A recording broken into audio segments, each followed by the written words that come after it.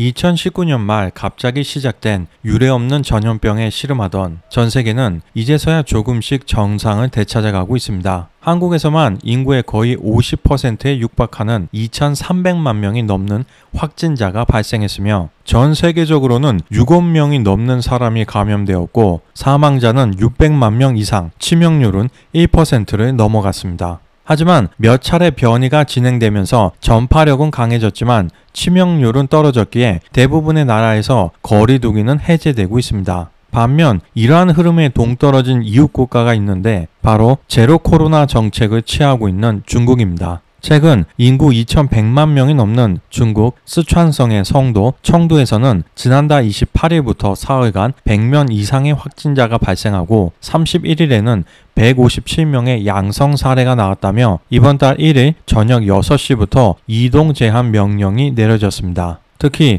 9월 5일에는 청도 근처에서 강도 6.8의 지진까지 발생하여 인민들의 생활을 더욱 곤란하게 만들었습니다. 중국의 실리콘밸리라고 할 수 있는 선전시는 대부분의 지역이 봉쇄된 상황이며 아이폰을 생산하는 폭스콘 공장 역시 타격을 받고 있습니다. 중국 최대 경제도시 상하이 역시 지난 2분기에 2달 넘게 봉쇄된 전례가 있기 때문에 중국 인민들은 불안한 마음을 감추지 못하고 있습니다. 봉쇄 예정인 도시의 시장이나 마트는 순식간에 인민들이 몰려와 고기와 채소는 물론 담배 등의 기호품까지 싹쓸이 하고 있습니다. 한번 봉쇄가 되면 언제 풀릴지 알 수 없기 때문에 불안한 마음에 최대한 음식과 물자를 챙기는 것입니다. 이러한 중국의 제로 코로나 정책은 경제에 큰 악영향을 주었습니다. 지난 2분기 경제 성장률은 이미 0.4%까지 하락했는데 다음 달 16일 중국 공산당 전국 대표회의가 열릴 때까지는 중국 각지에서 연이어 도시 봉쇄가 진행될 가능성이 크기 때문에 3분기 경제 성장률 역시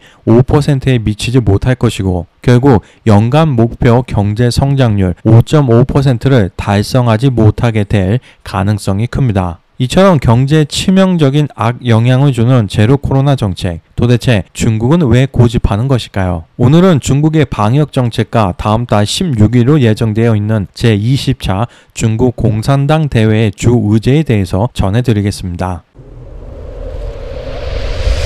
사실 중국 정부는 경기 부양에 대한 의지가 강합니다. 다음 달 공산당 대회 때 시진핑 주석의 3연임을 확정짓고 또한 시진핑 주석에게 인민영수의 칭호를 주어야 하기에 인민의 지지가 필요하고 따라서 경제를 안정적으로 운영해야 합니다. 그럼에도 불구하고 중국이 제로 코로나 정책을 포기할 수 없는 큰 이유는 바로 중국이 개발한 백신들의 낮은 효과 때문입니다. 아시다시피 중국은 화이자나 모더나의 백신이 아니라 중국에서 개발한 시노팜과 시노백 백신을 전 인민들에게 접종했습니다. 세계보건기구는 작년 5월 중국 시노팜 백신의 사용 승인을 했는데 효능은 겨우 78.1%였습니다. 중국 백신의 낮은 효과보다 더 큰 문제는 이미 델타, 오미크론 등 여러 차례 변이를 일으킨 코로나 바이러스에 대한 대응력이 매우 낮아서 사실상 지금의 중국 인민들은 아예 백신을 안 맞은 것과 비슷한 상태라는 것입니다. 중국 포단대학교 연구에 따르면 제로 코로나 정책을 포기할 경우 중국에서는 1억 명 이상이 감염되고 160만 명이 사망할 것으로 예상했습니다. 따라서 만약 중국 공산당이 제로 코로나 정책을 포기함으로써 중국 내 대량의 사상자가 발생하게 된다면 다음 달 16일 공산당 전국 대표 대회에서 시진핑 총서기의 3연임이 영향을 받을 수 있기 때문에 방역을 더더욱 강화하는 것입니다. 하지만 당대회 이후로 이미 차갑게 식어버린 경기를 어떻게 다시 부양시킬 수 있을까요? 중국의 대표 건설사 헝다그룹의 채무 불이행 사태 이후 중국 부동산 시장의 침체 역시 갈수록 가속화되고 있습니다. 중국 GDP에서 부동산이 차지하는 비율은 약 30% 정도로 볼 수 있는데 건설사들이 자금난에 빠지며 공사를 중단하는 경우가 많아지고 있으며 입주 예정이었던 인민들은 공사 중단에 불만을 품고 은행 대출금 상환을 미루고 있어 은행 건전성마저도 위태로워지고 있습니다. 또한 강력한 봉쇄 정책으로 인해 전 세계적인 공급망에서 중국 기업들이 서서히 배제되는 현상이 나타나고 있습니다. 제로 코로나 정책으로 인해 중국에서는 생산도 수출도 어렵기에 동남아 국가들로 수출 주문이 몰리고 있는 것입니다. 올해 중국과 동남아 국가들의 수출 품목은 70% 이상이 겹쳐서 치열한 단가 경쟁을 해왔는데 중국의 제로 코로나 정책이 동남아 이전을 더욱 가속화시키고 있는 것입니다. 국제적으로 한번 이동한 공급망이 다시 돌아오기는 굉장히 어렵습니다. 특히 최근에는 노동 집약적인 상품뿐만 아니라 스마트폰 같은 전자제품의 생산까지 중국 밖으로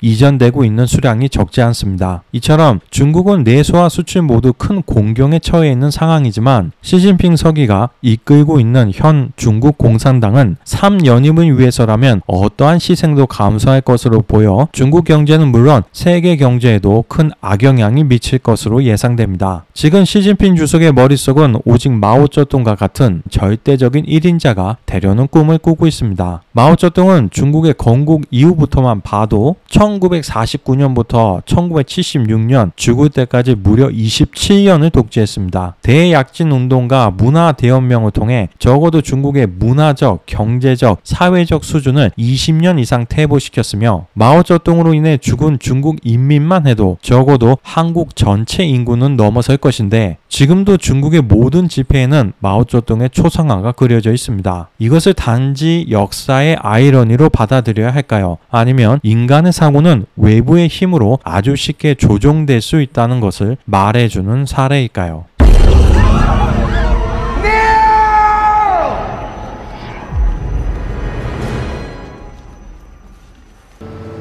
You were made to be ruled.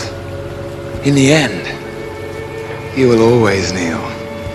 시진핑 주석은 시중신 부총리의 아들로 태어나 유복한 생활을 하다가 16살에 아버지와 함께 시골로 추방되어 토굴에서 7년을 힘들게 살았다고 합니다. 그런 시중신을 다시 복권시킨 것은 덩샤오핑이었습니다. 그 덕분에 시진핑도 베이징으로 돌아와 칭화 다쉐에 입학할 수 있게 됩니다. 중공은 마오쩌둥이 중심이 되어 건국했지만 지금처럼 발전할 수 있는 설계도를 그렸던 것은 바로 덩샤오핑일 것입니다. 그런데 덩샤오핑조차 반 마오쩌둥 세력이라는 오명을 쓰고 트랙터 공장으로 쫓겨나 4년이나 노동자로 지내야 했습니다. 그의 큰아들은 홍위병에게 모진 고문을 받다가 2층에서 떨어져 영구적인 하반신 마비가 되었습니다. 덩샤오핑은 마오쩌둥의 큰 가호를 직접 보고 겪으며 공산당 당직의 재임 기간을 10년으로 제한하고 본격적으로 개혁 개방에 나섰습니다. 이로 인해 중국 공산당은 1인 독재와 원로들의 간섭을 배제하고 원활한 세대 교체를 할 수 있었으며 시대 변화에 빠르게 적응할 수 있었습니다. 북한이 중국이나 베트남 같이 공산주의 체제이면서도 발전하지 못하는 주 요인은 백두혈통인지 뚱보혈통인지 하여튼 그것만 권력을 독점하기 때문입니다. 덩샤오핑 사후에도 공산당은 착실히 그의 설계대로 움직였고 장쩌민도 후진타오도 자신들의 권력을 뒷세대에게 넘겼습니다. 시진핑 주석이 지금처럼 주석이 될 수 있었던 이유도 중국 지도자들이 덩샤오핑의 뜻을 존중하고 따랐기 때문입니다. 따라서 굳이 따져보면 시진핑 주석의 은인은 덩샤오핑이고 마오쩌둥은 시진핑 개인에게는 물론 더 나아가 중국에 큰 불행을 안겨준 사람입니다. 하지만 시진핑 주석은 덩샤오핑의 길이 아니라 마오쩌둥의 길을 걸으려 하고 있으니 참으로 안타깝다고 할 수 있겠습니다. 물은 고이면 썩고 절대 권력은 절대 부패합니다. 자연의 이치가 그러하고 인간 군상 역시 그러합니다.